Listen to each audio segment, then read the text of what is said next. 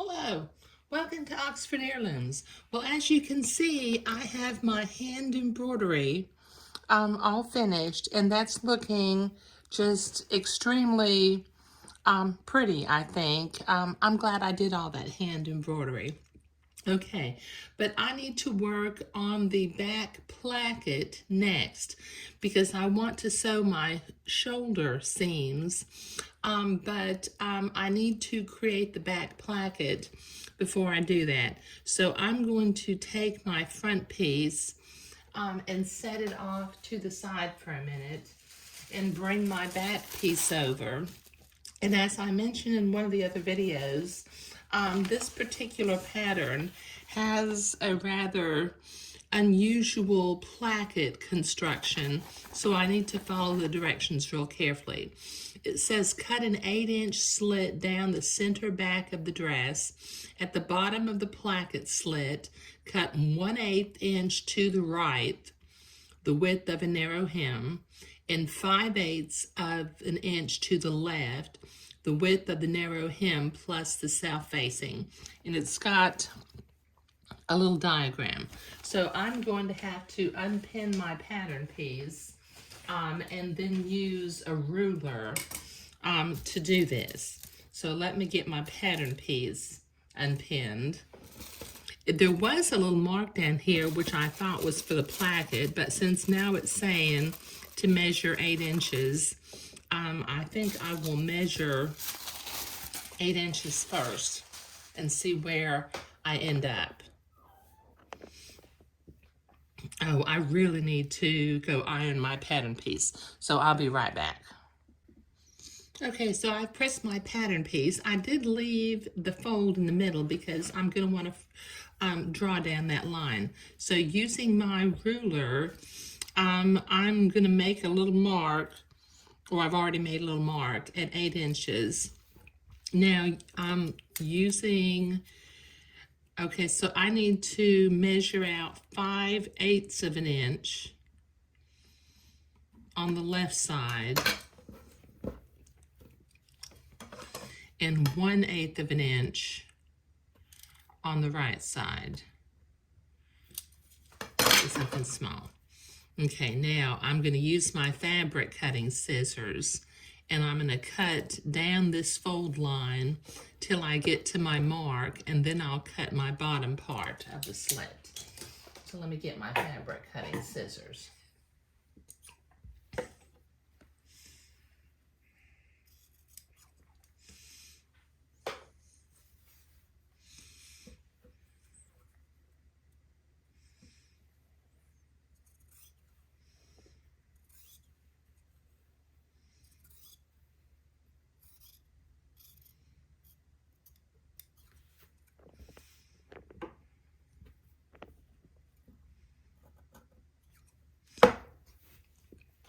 Okay, and then let me cut the 5/8 inch slit over here on the other side.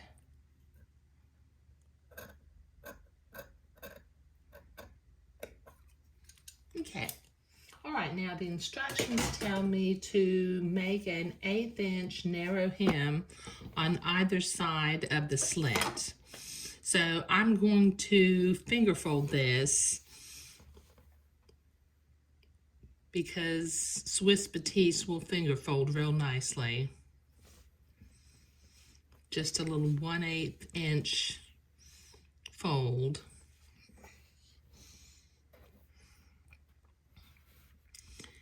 And then I may go to the ironing board and press it after I get it finger folded. We'll see about that in just a minute. Well, maybe I don't need to do that. Maybe I can just do this by finger folding it. Okay, let me get the other side done.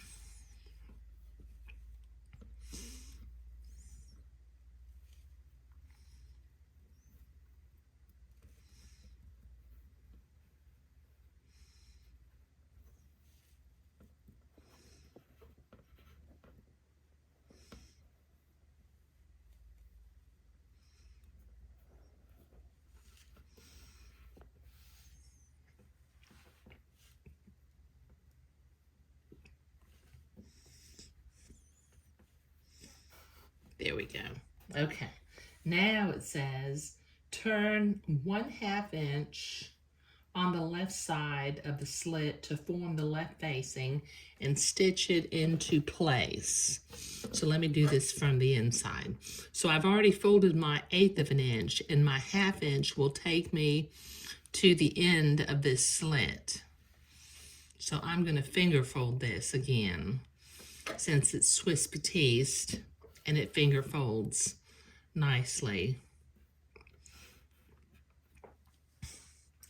And then it says to stitch it into place. So I need to, let me pin this into place first. And then I'll load up a needle and thread and stitch this into place. I'll just do some tiny little whip stitches. Or you can do invisible stitches if you'd rather do invisible stitches. Okay, so this will take me a minute to get a needle and thread loaded up and sew along that edge, so I'll be right back. Okay, so I've got my left facing folded and stitched into place, and I went ahead and pressed that nicely. Now my instructions tell me turn 1/2 an inch along the fold line to the back of the right side of the slit to form the right facing and stitch into place. You will be turning the fabric along with the facing, creating a fold on the right side of the placket. Okay, so that's where it gets a little bit unusual. So I need to, I think what I'm going to do is, using my friction erasable pen, I'm going to want to finger fold this 1/2 inch line. So I'm going to draw a line that I can finger fold on, like a pleat.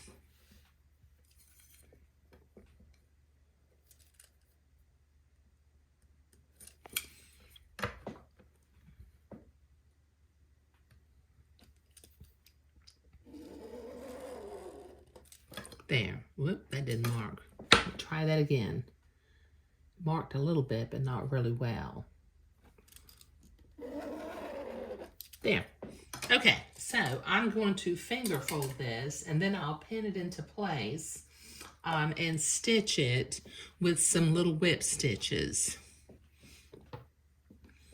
Okay, just start pinning, or just start folding down here at the bottom.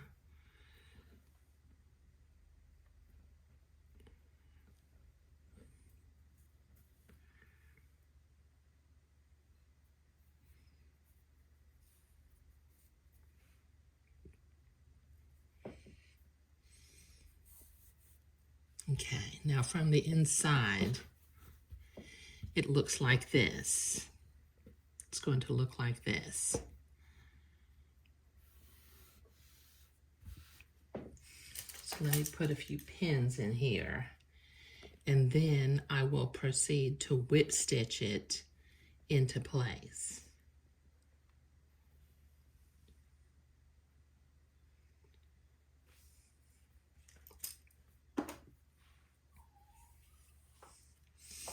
Okay.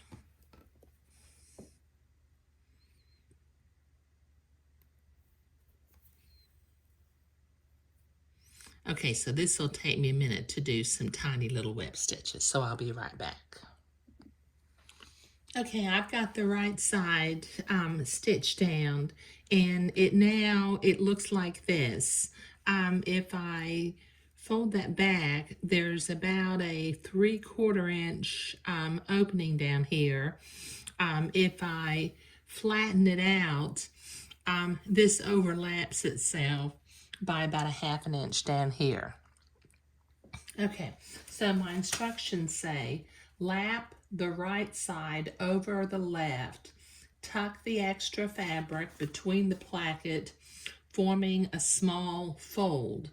Sew across the lower end, catching the small fold. So I think I'm going to do that with a needle and thread.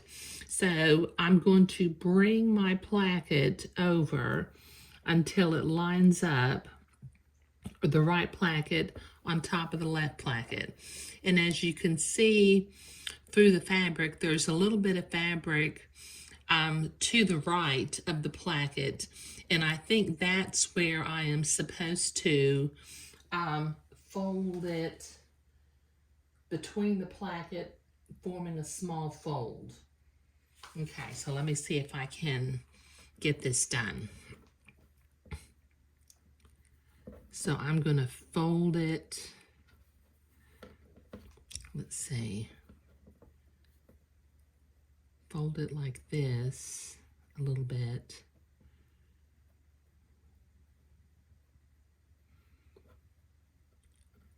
Okay, so I think what I'm doing is I'm folding my placket and I'm bringing the loose fabric up and then putting the placket on top of it. Okay, so let me put a couple of pins in, and then I will stitch. There's a little bit of a fan fold right down here. And then I will use a needle and thread and stitch that placket into place from the inside of the garment. Okay, so I gotta be careful because there's that raw edge that I've got to catch it also. Okay, so using a needle and thread, I'm gonna do some small running stitches down here at the bottom of my placket.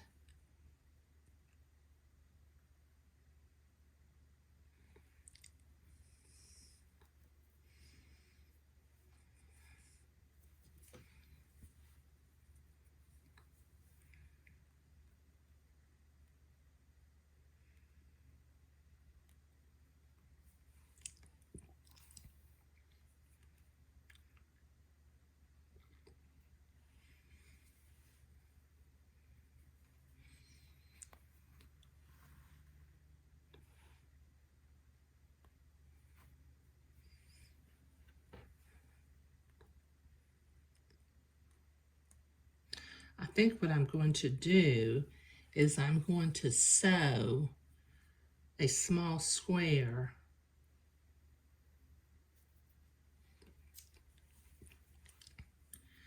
so I can catch that loose edge too. There we go.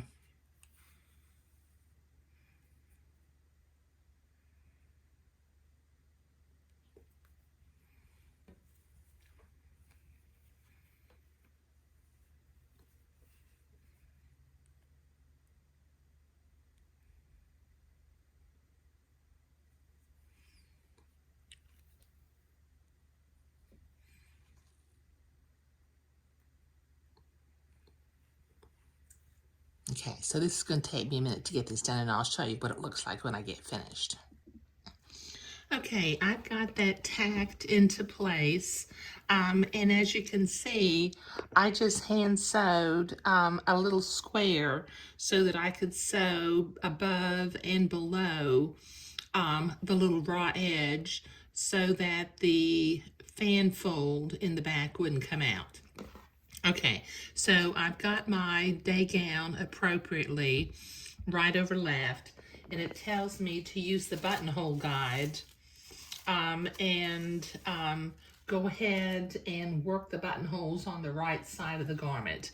So I'm going to use my buttonhole guide,